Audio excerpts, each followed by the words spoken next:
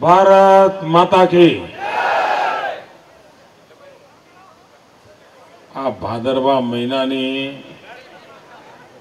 ચામડી ચીરી નાખે એવી ગરમી તડકામાં ઉભા હોય તો માથું ફાટી જાય।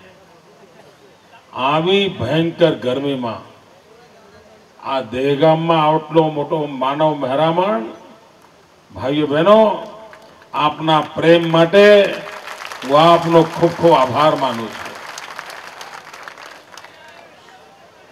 ભાઈઓ બહેનો 11 સપ્ટેમ્બરે બહુચરાજીથી આ યાત્રાનો આરંભ કર્યો। 11 સપ્ટેમ્બરની ઘટનાના બે મહત્વ છે। 1893 11મી સપ્ટેમ્બરે સ્વામી વિવેકાનંદે અમેરિકાના શિકાગોમાં 29 વર્ષની ઉંમરે ભાષણ કરીને દુનિયા આખીને ચકિત કરી મૂકી હતી। અને બીજી ઘટના હતી 100 વર્ષ પછી 11મી સપ્ટેમ્બર 2001 સ્વામી વિવેકાનંદે કહ્યું તો sisters and brothers of America, બહેનો અને ભાઈઓ એમ કરીને બોલવાનું ચાલુ કર્યું। અને 2001ની 11મી સપ્ટેમ્બરે બિન લાદેને અમેરિકા પર હુમલો કર્યો। હિન્દુસ્તાનનો એક સંત ગયો હતો જેને ભાઈચારાની વાત કરી હતી, બંધુતાની વાત કરી હતી, વસુધૈવ કુટુંબકમની વાત કરી હતી। એ અમારી સંસ્કૃતિ અને પરંપરા છે। અને બીજો એક વિકૃત માનવી ગયો જેને અમેરિકા પર હુમલો કર્યો। એ 11મી સપ્ટેમ્બર સ્વામી વિવેકાનંદજીનું સ્મરણ કરીને મેં આ યાત્રાનો આરંભ કર્યો છે। સ્વામીજીનું સપનું હતું આ ભારત માતા જગતગુરુના સ્થાને બિરાજમાન થાય। પણ દિલ્હીના દેદાર જોયા પછી લાગે છે ભાઈ, ના દિલ્હીની જે દુર્દશા છે એ જોયા પછી કઈ ભરોસો પડે છે? જરા બોલો તો ખરા દહેગામ વાળા, તમને બોલવાની છૂટ છે ને? બોલશો કે થાકી ગયા છો? આ ઉભેલા થાકેલા લાગ્યા લાગે તો એવું છે ભાઈ, થાકેલા છે। મારું દહેગામ આવું ના હોય છે। જુસ્સામાં 8 વર્ષ થયા દિલ્હીમાં ડોક્ટર મનમોહન સિંહજીની સરકાર છે। ચલાવે છે કોણ ખબર છે? કોઈને ખબર નથી। કેટલાક લોકોને તો પ્રશ્ન છે ચાલે છે કે નથી ચાલતી। ભાઈઓ બહેનો 8 વર્ષમાં મનમોહન સિંહજીનું કેટલા બધા વખાણ થતા હતા ને, જ્યારે નવા નવા બેઠા ત્યારે કેવા વખાણ થતા હતા। 8 વર્ષમાં દિલ્હી સરકારના, દિલ્હીના કોઈ સારા સમાચાર આવ્યો એવું તમે સાંભળ્યું છે ભાઈ? એમ ઢીલું ઢીલું બોલો મજા ના આવે ના। તમે કોઈએ કોઈ સારા સમાચાર સાંભળ્યા જ ભાઈ? અરે કોઈ નગરપાલિકા હોય ને તો એ 5 વર્ષમાં એકાદ વાર સારા સમાચાર મળે કે ના મળે? તાલુકા પંચાયત હોય તો એકાદ સારા સમાચાર મળે। આવડી મોટી દિલ્હીની સરકાર, આવડા મોટા પ્રધાનમંત્રી, આવડા મોટા સોનિયાબેન, આવડું મોટું બધું અને છતાંય કોઈ સારા સમાચાર નહીં। અને સમાચાર આવે કેવા આવે? દિલ્હીથી સમાચાર આવે કેવા આવે ભાઈ? છાપું ઉગાડો એટલે હું વાંચવાનું? હવે આરોપો મોય મૂક્યા છે ભાઈ? આ કોંગ્રેસ ઉપર એક આરોપ મેં મૂક્યો છે? ગુજરાત ભાજપે મૂક્યો છે? મારી સરકારે મૂક્યો છે? આ તો બધું કોર્ટે કહ્યું છે ને। આ દિલ્હી ઉપર જેટલા આરોપો છે એ બધા આરોપો કોર્ટે મૂકેલા છે. કોઈ પોલિટિકલ પાર્ટી નથી મૂકેલા, બંધારણીય સંસ્થાઓએ મૂકેલા છે. કોઈ એમના રાજકીય વિરોધીઓએ નથી મૂકેલા. અને એટલે કોંગ્રેસ તરફડવા માંડી છે અને એમને વાર તહેવારે બધા સાથે ઝઘડા પડે. આ દિલ્હીમાં એવી સરકાર છે, રાજ્યો જોડે લડે, ગુજરાત જોડે તેવી રીતે લડે છે જાણે આપણે કોઈ બીજા દેશમાં હોઈએ. દુશ્મનની જેમ લડે છે. બોલો, રસ્તો જ શોધી કાઢે એવો કે મારો જ મારો. તમે જોજો ભાઈઓ, આ ચૂંટણીમાં ગુજરાતમાં કોંગ્રેસ પાર્ટી ચૂંટણી નહીં લડે. તમે લખી રાખજો. ખરેખર કહું છું, આ વખતે ગુજરાત વિધાનસભાની ચૂંટણી કોંગ્રેસ પાર્ટી નહીં લડે. કેમ ડઘાઈ ગયા? ખરેખર કહું છું, આ વખતે કોંગ્રેસ ઉમેદવાર ઉભા રાખશે પણ ચૂંટણી લડવાનું કામ કરશે સીબીઆઈ. સીબીઆઈ લડશે ભાઈઓ. કેવો દુરુપયોગ ચાલી રહ્યો છે સાહેબ. એમનો કોઈ વિરોધી હોય પાડી દો, જેલમાં નાખી દો. અરે મોગલ સલ્તનતમાં પણ આવું ઝેર નહોતું જેવું ઝેર અત્યારે દિલ્હીની કોંગ્રેસના સરકારમાં પડેલું છે. ભાઈઓ બહેનો, આ લોકશાહી નથી, આ લોકશાહી નથી, આ લોકશાહી પરંપરા નથી. અને તમે દિલ્હીની સલ્તનતની સેવામાં બેઠેલા લોકો લખી રાખો, તમે ગુજરાતને જે રીતે બરબાદ કરવાની કોશિશ કરી છે, ગુજરાતને તબાહ કરવાની કોશિશ કરી છે, આ ચૂંટણીમાં ગુજરાત વીણી વીણીને તમારો હિસાબ ચૂકતે કરી નાખશે. કરશો ને ભાઈઓ? આ તમારા ભરોસે કહું છું, સાફ કરી નાખશો ને? એનું કારણ છે ભાઈઓ, વિરોધમાં હોય, વિરોધ પક્ષ તરીકે વિરોધ કરે, આપણને વાંધો નથી.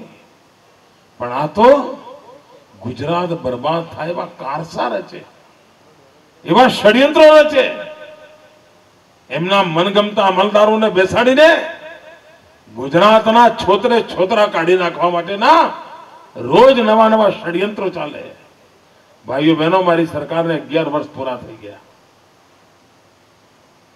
ગયા 50 વર્ષમાં હિન્દુસ્તાનમાં જેટલા મુખ્યમંત્રી થયા છે એ બધા મુખ્યમંત્રીઓ પર કુલ જેટલો જુલ્મ થયો છે એના કરતા વધારે જુલ્મ મારા એકલા ઉપર કરવામાં આવ્યું છે. આ તો આપનો પ્રેમ છે, આપના આશીર્વાદ છે કે હું એમના લોકોના દાંત ખાટા કરું છું. કોઈ કાચો પોચો હોત ને તો ક્યારનો ખેલ પૂરો કરી નાખ્યો હતા લોકો. ભાઈઓ બહેનો, દિલ્હી ભ્રષ્ટાચારનો અડ્ડો બની ગયો છે. રોજ નવા ભ્રષ્ટાચાર, રોજ નવા ભ્રષ્ટાચાર. તમે ભાઈઓ બહેનો, કોઈ સાયકલ ચોરી થાય તો સાંભળ્યું હશે ને? જવાબ આપો ને બરાબર. સાયકલની ચોરી તો સાંભળ્યું હોય ને? સ્કૂટરની ચોરાઈ ગયું એ પણ સાંભળ્યું હશે. મોટર ચોરાઈ ગઈ સાંભળ્યું હશે. રૂપિયા ચોરાઈ ગયા સાંભળ્યું હશે. હીરા મોતી ચોરી ગયા સાંભળ્યું હશે. કોઈ દી કોલસો ચોરાઈ ગયો સાંભળ્યું છે? નાના કોલસો ચોરાઈ ગયો એવું સાંભળ્યું તમે કોઈ? સાહેબ, દિલ્હીની સરકાર 2 લાખ કરોડ રૂપિયાનો કોયલો ખાઈ ગઈ. 2 લાખ કરોડ રૂપિયા. ભાઈઓ બહેનો, આ દિલ્હીની દિશા કઈ? ભ્રષ્ટાચાર. દિલ્હીની દિશા કઈ? કૌભાંડો. દિલ્હીની દિશા કઈ? હવે આપણા ગુજરાતના દિશામાં લઈ જવું જ ભાઈ. નાના, આપણા ગુજરાતના આ દિશામાં લઈ જવાય. ભાઈઓ બહેનો, આ કોંગ્રેસની જાહેરાત આવે છે. કોંગ્રેસની જાહેરાત આવે ટીવીમાં. 90 વખત આવે. બોલો, 90 વખત દિવસમાં 90 વખત આવે. હું કોઈ વાત 1 કે 2 વાર કહું, તમને સમજણ પડે કે ના પડે? ભાઈ 90 વખત કેવી પડે? રોજની 90 વખત આવે છે અને 3 મહિનાથી આવે છે. અને પાછા કહે છે શું? દિશા બદલો, દશા બદલો. આવું કહે છે ને? શું કહે છે ભાઈ? હું તમને પૂછું કે ભાઈ નરોડાની દિશા કઈ તો કેવી રીતે બતાવશો મને? આમ કહીને બતાવશો ને? જે બાજુ આમ આગળ કહીને બતાવશો ને? નરોડાની દિશા કઈ? બધા જરા બતાવો ને. મોડાસાની દિશા કઈ? હિંમતનગરની દિશા કઈ? દિલ્હીની દિશા કઈ? આમ બતાવો છો ને? આમ બતાવો છો ને? કોઈ આમ બતાવે જ ભાઈ? અને હું કહું ભાઈ ઉપર જવાનું છે ભાઈ, સ્વર્ગે સીધાવાનો દિશા કઈ? આપણે કોઈ ગયા ભાઈ તો સ્વર્ગે સીધાઈ ગયા એવું કે ને? બોલો આ કોંગ્રેસ વાળા તમને આ દિશા બતાવે છે? ના ના, ગુજરાતના આ દિશા બતાવે છે. બોલો કોંગ્રેસે આપણે એક જાહેરાત આપી. આપણી જાહેરાત જોઈ હતી તમે? કઈ? હા બરાબર ને? કચાઈને આવતી હતી ને? બોલો ટીવીમાં થપ્પડ પડતી હતી અને ચક્કર કોંગ્રેસ ના આવતા હતા.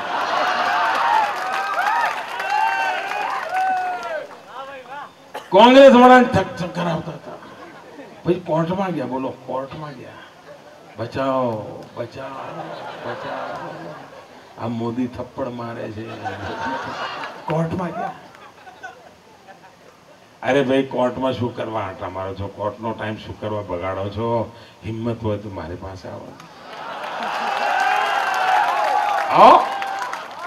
આમને સામને અમારું 32% કેરોસીન લઈ ગયા છો રાતોરાત. એ પાછું આપો, અમે થપ્પડ પાછી લઈ લઈશું. દિલ્હીને જે ભાવે ગેસ આપો છો એ ભાવે ગુજરાતને ગેસ આપો, અમે થપ્પડ પાછી લઈ લઈશું. અમે કઈ થોડા તમને અન્યાય કરવા માંગીએ છીએ, અને અમારી થપ્પડો કઈ મફતમાં થોડી છે ગમે તેને મારીએ. હવે આ કોંગ્રેસ વાળાએ આપણી થપ્પડ વાળી જાહેરાત જોઈને અકળાણા એટલે એમણે બીજી જાહેરાત બહાર પાડી. 5-6 છોકરાઓ ચા પીતા પીતા વાતો કરે છે. જોઈ હતી જાહેરાત? પછી એમાં કહેતા હતા થપ્પડ એ ગુજરાતની સંસ્કૃતિ નથી. આવું કહેતા હતા ને?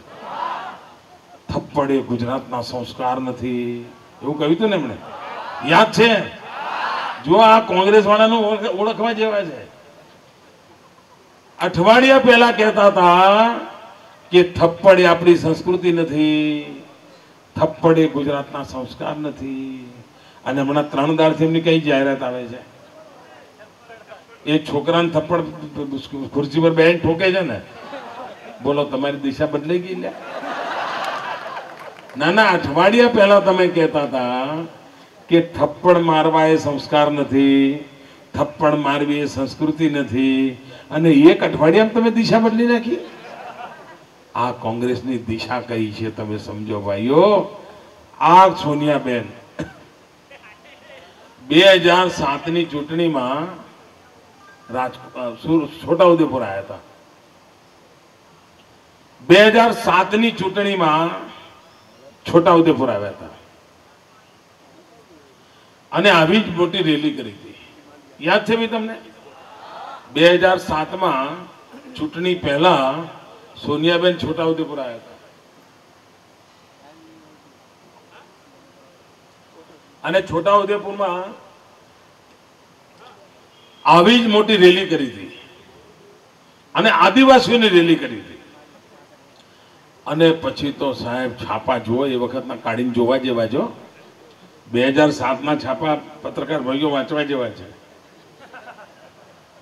છાપા કરતા ફોટા મોટા હતા. બોલો. અને એવી આરતી ઉતારી હતી, એવી આરતી. ઓહો હો હો હો હો. બસ સોનિયાબેન આવી ગયા છે, છાઈ ગયા છે. આદિવાસીઓ તો સોનિયાબેનમાં શક્તિનું રૂપ જુએ છે. હવે આદિવાસીઓ સોનિયાબેનના ઈશારે ચાલશે. હવે ગુજરાતમાં મોદીનું પત્તું સાફ.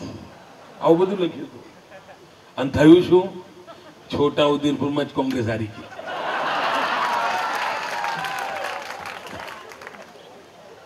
છોટાઉદેપુરમાં જ એમની દબા થઈ ગઈ. હવે આદિવાસીઓનું કઈ કામમાં આવ્યું નહીં. 2007 નો ખેલ નકામો પડ્યો એટલે સોનિયાબેને દિશા બદલી. આ વખતે રાજકોટ ગયા. છોટાઉદેપુરની દિશા હતી તો મેળ ન પડે, એમની દશા ના સુધરી, તો આ વખતે રાજકોટ ગયા દશા સુધરેની આશાએ. મેડમ લખી રાખજો.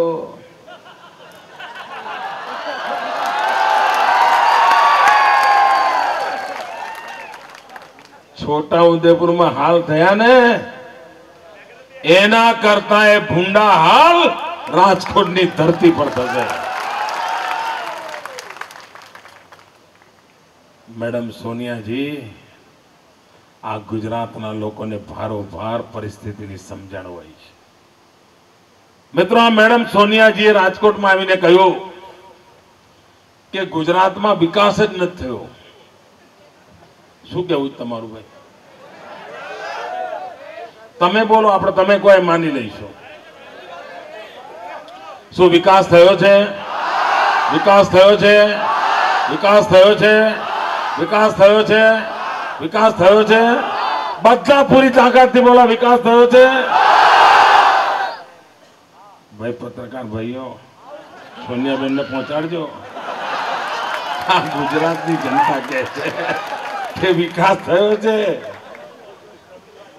હવે તમને દેખાય છે વિકાસ? એમને નથી દેખાતા. બોલો, એમને નથી દેખાતા.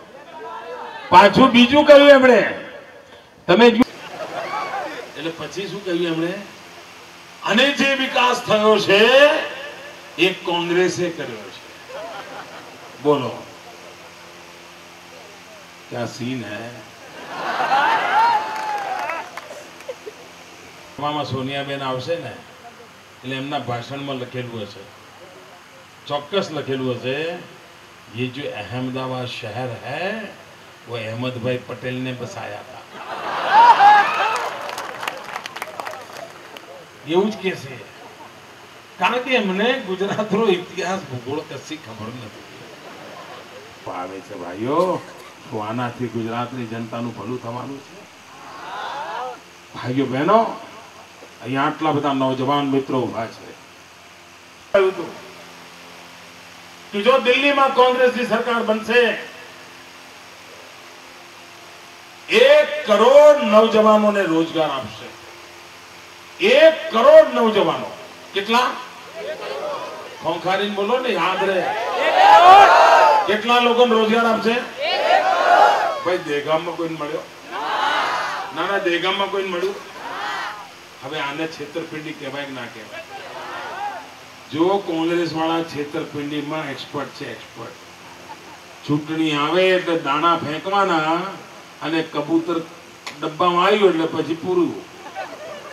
હાજી, 1 કરોડ લોકોને રોજગાર આપીશું. આજે પણ કોંગ્રેસના ચૂંટણી ઢંઢેરામાં છાપેલું છે, આ દેશમાં એક પણ વ્યક્તિને રોજગાર નથી આપી શક્યા. ભાઈઓ બહેનો, હમણાં ભારત સરકારનો એક અહેવાલ બહાર પાડ્યો. ભારત સરકારનો પોતો અહેવાલ છે.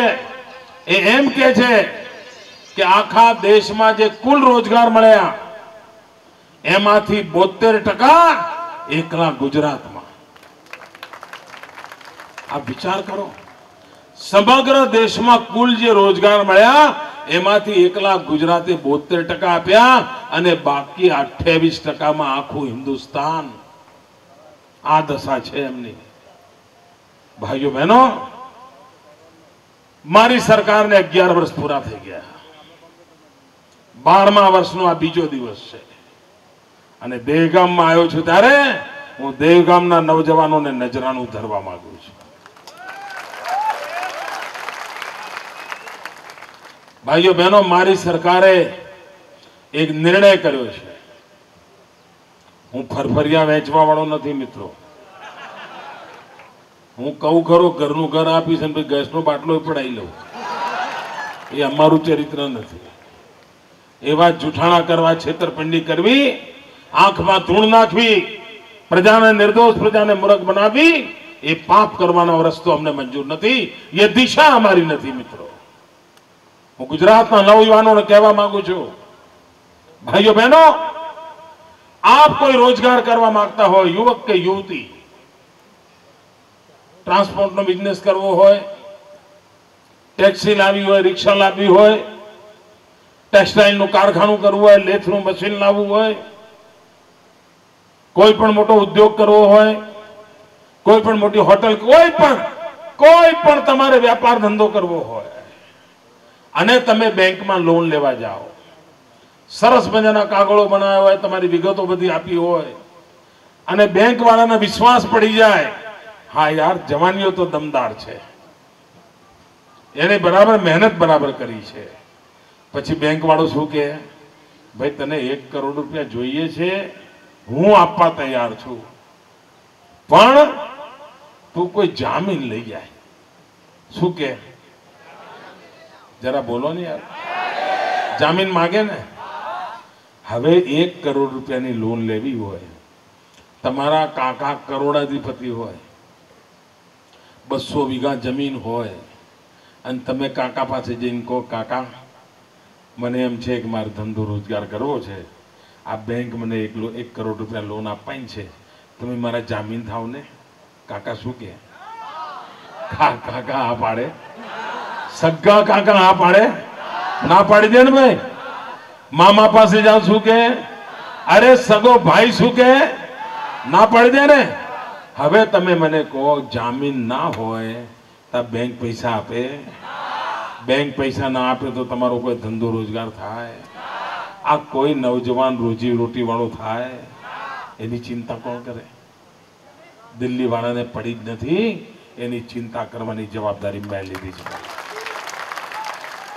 ભાઈઓ બહેનો, હિન્દુસ્તાનમાં મેં ઐતિહાસિક નિર્ણય કર્યો છે કે ગુજરાતનો કોઈ પણ યુવક કે યુવતી બેંકમાં લોન લેવા જાય અને એને જામીનની જરૂર પડે તો હવે જામીન નરેન્દ્ર મોદી છે. મારી સરકાર તમારી જામીન બનશે અને મારી સરકાર આપને જામીનગીરી આપવા તૈયાર છે. આ નિર્ણય નાનો નથી મિત્રો, અને એવું નથી કે ગાંધીનગરમાં મારી તિજોરીમાં રૂપિયા ઉછળે છે એટલે મેં જામીનગીરી કરી છે. આ જામીનગીરી એટલા માટે કરું છું, મને મારા ગુજરાતના યુવકોમાં ભરોસો છે, મને વિશ્વાસ છે કે એમને જો તક આપવામાં આવે તો મહેનત કરીને બેંકની પાઈ વસૂલ કરશે, એવો મારો વિશ્વાસ છે. બેનને ચૂકવી આપશે. છે કોંગ્રેસના લોકોમાં હિંમત આ કરવાની, પણ ના, ટુકડા ફરફરિયા વેચવા છે, બસ ફરફરિયા. લોકોની આંખમાં ધૂળ નાખવી છે, ધૂળ નાખીને લોકોને મૂર્ખ બનાવવા છે. ભાઈઓ બહેનો, મારા 11 વર્ષનું શાસન પૂરું થયું છે. 11 વર્ષ સુધી તમારી સામે ખુલ્લી કિતાબ જેવું જીવન જીવ્યો છું. આ કોંગ્રેસ વાળાએ મારી પર એક આરોપ કર્યો હતો, સાંભળવો છે? બહુ ઇન્ટરેસ્ટિંગ આરોપ છે. 3-4 વર્ષ થયા હશે અને એમણે આરોપ કર્યો હતો, આ મોદી તો ભ્રષ્ટાચારી છે, આ મોદીને હટાવવા જોઈએ. બધું લાંબુ બોલતા હોય છે ને એ લોકો, તો બધું જાતનું બધું જોડે અંદર. પછી કહ્યું છું, આ મોદી એવો ભયંકર ભ્રષ્ટાચારી છે કે એની પાસે 250 જોડી તો જબ્બા છે, જબ્બા. બોલો, મારી પર આરોપ થયો.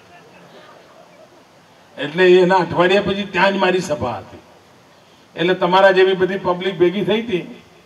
એટલે મેં એમને પૂછ્યું, મેં કહ્યું, ભાઈ, કોંગ્રેસે મારા પર આરોપ લગાવ્યો છે કે હું ભ્રષ્ટાચારી છું અને મારી પાસે 250 જોડ કપડા છે, એવો મારી પર આરોપ છે. મેં કહ્યું કે આમાં કામ મીંડું ખોટું છે કે બગડો ખોટો છે? પણ છતાંય મેં કહ્યું કે કોંગ્રેસે જે આરોપ લગાવ્યો છે એ આરોપ આખો હું સ્વીકાર કરી લઉં છું. પણ કોંગ્રેસ વાળા કાન ખોલીને સાંભળી લે, આ દેશના મુખ્યમંત્રી ઉપર કેવા આરોપો લાગતા રહ્યા છે. ભૂતકાળમાં મુખ્યમંત્રી ઉપર આરોપ લાગતા હતા, છોકરા પાસે 250 કરોડ છે, દીકરી પાસે 250 કરોડ છે, કાકાના છોકરા પાસે 250 વીઘા મોંઘામાં મોંઘી જમીન છે, 250 કરોડ રૂપિયા સ્વિસ બેંકમાં, આવું બધું આવતું હતું ને. આ મુખ્યમંત્રી એવો છે જેના ઉપર તમે 250 કપડાનો આરોપ લગાવ્યો છે. આ મારા શિરોધાર્ય સ્વીકારું છું. ભાઈઓ બહેનો, હું આપને પૂછું છું, આ કોંગ્રેસનો આરોપ સાચો હોય તો પણ હું તમને મંજૂર છું? આવો મોદી તમને મંજૂર છે? આવો જેવો છે એવો તમને મંજૂર છે? આજે મારે એક બીજો સવાલ પૂછવો છે ભાઈઓ બહેનો, મારે બીજો સવાલ પૂછવો છે. 11 વર્ષ થયા છે આપની સામે મેં સેવાનું કામ કર્યું છે, અને મુખ્યમંત્રીના રૂબાબથી નહીં, એક સેવક તરીકે જેટલા કલાક દોડી શકાય એટલું દોડ્યો છું, થાય એટલું કામ કર્યું છે. ઈશ્વરે મને જેટલી બુદ્ધિ શક્તિ આપી છે એનો માત્ર ને માત્ર ઉપયોગ મેં ગુજરાત માટે કર્યો છે. હું આપને પૂછવા માંગુ છું ભાઈઓ, અને સાચા દિલથી મને જવાબ જોઈએ છે. આપશો? સાચા દિલથી જવાબ આપશો? જરાય કચવાતા મને નહીં. ભાઈઓ બહેનો, 11 વર્ષથી મેં જે કામ કર્યું છે એનાથી તમને સંતોષ છે? સંતોષ છે? સંતોષ છે? ભાઈઓ બહેનો, આ રોડ રસ્તાના કામ કરે એનાથી સંતોષ છે? આ કોશિશ કરી સંતોષ છે? આ ગરીબ બાળકોને ભણાવું છું એનાથી સંતોષ છે? આ વિધવા માતાઓને પેન્શન આપું છું એનાથી સંતોષ છે? આ 60 વર્ષથી ઉપરના વડીલોની કાળજી લઉં છું એનાથી સંતોષ છે? ખરેખર સંતોષ છે? ખરેખર સંતોષ છે? ભાઈઓ બહેનો, તમને આટલો બધો સંતોષ છે પણ મને નથી. મને નથી. તમને આટલો બધો સંતોષ છે પણ મને નથી. મને એટલા માટે નથી કે જે કામથી તમે આટલા બધા ખુશ છો, જે કામ જોઈને તમને આટલો બધો આનંદ થાય છે, એ તો હજુ મેં આ કોંગ્રેસ વાળાએ 50 વર્ષમાં જે ખાડા કર્યા હતા ને, મેં તે ખાડા પૂરવાનું કામ કર્યું. આ કોંગ્રેસના 50 વર્ષના પાપ ધોવાનું કામ કર્યું છે. પાપ ધોવાનું. હજુ તો મારા સપનાનું ગુજરાત બનાવવાનું ચાલુ જ નથી. ભાઈઓ બહેનો, મારા સપનાનું ગુજરાત બનાવવાનું હજુ તો હવે ચાલુ થશે. હજુ તો એટલા ખાડા બાકી છે. આ ઓક્ટોબર, નવેમ્બર, ડિસેમ્બરમાં પૂરા કરવા છે. અને ડિસેમ્બરમાં તો તમારી મદદ જોઈ છે. બધું બહાર નીકળે જ નહીં, પાકે પાયે ખાડા પૂરી દેવા છે. અને પછી ભાઈઓ બહેનો, 1 જાન્યુઆરી થી ભવ્ય દિવ્ય ગુજરાતના નિર્માણનો મારે આરંભ કરવો છે. મારા સપનાનું ગુજરાત બનાવવાની શરૂઆત કરી છે. અને દહેગામના ભાઈઓ લખી રાખજો, ગયા 11 વર્ષ ગયા છે, એના કરતા આવનારા 5 વર્ષ ઉત્તમોત્તમ સર્વોત્તમ જશે, એ હું આપને વિશ્વાસ આપું. ભાઈઓ